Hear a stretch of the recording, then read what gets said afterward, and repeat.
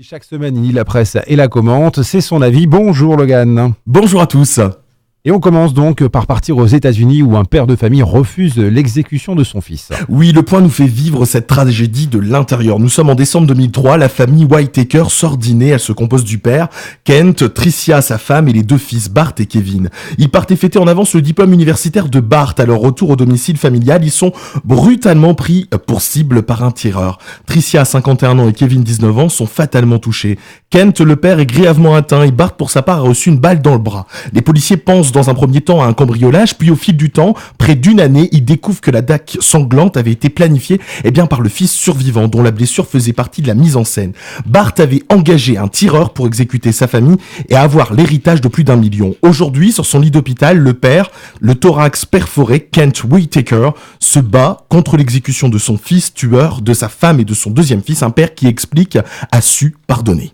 Allez, on prend maintenant la route de la France avec ce service national qui sera universel et obligatoire, et c'est le président Macron qui le dit. Oui, c'était la cacophonie pour reprendre les mots de la presse. France Info décrit mardi Emmanuel Macron qui évoque ce service national qu'il souhaite universel. Mesdames, vous voilà dans la course, et obligatoire, attention aux dérogations à limiter. Il souhaite que ce service dure entre 3 et 6 mois, un service qui pourra avoir une ouverture sur la chose militaire, mais dont la forme pourra être civique. Le vrai problème, c'est qu'entre les désirs du président et le rapport des parlementaires, dont une avec l'étiquette En Marche, il y a un écart, puisque dans les préconisations, les parlementaires proposent un service non obligatoire, un service en 3 étapes, une première entre 11 et 16 ans qui serait une semaine de la défense et de la citoyenneté, la deuxième étape pour les jeunes de plus de 16 ans, immersion dans l'armée ou dans une association ou dans une collectivité, la troisième serait pour les 16-25 ans, une sorte de service civique. Alors le manque de clarté est omniprésent, quoi qu'il en soit, ce service national fera débat, à la fois par son obligation, la mixité sociale sera de mise, mais à contrario, que faisons-nous de cette liberté de conscience des jeunes ? Dans notre région, on peut parler de guérison miraculeuse pour la sœur Bernadette Morio.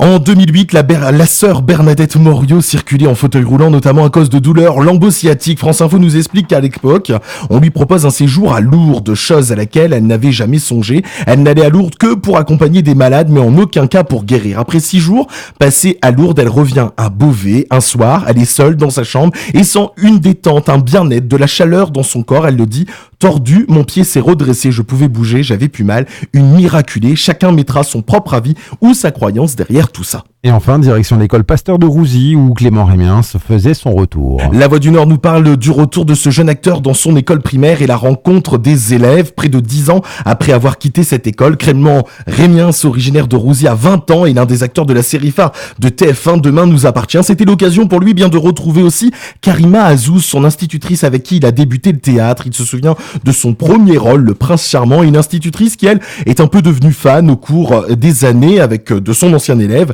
Elle explique que Clément Rémiens été très à l'aise et qu'on pouvait lui faire jouer n'importe quel rôle. Après l'école primaire, Clément Rémiens va intégrer une troupe associative, puis le cours Florent. Un très beau parcours de ce jeune roséen devenu star du petit écran. Clément Rémiens qu'on retrouvera demain avec Geoffrey dans la ligne des auditeurs.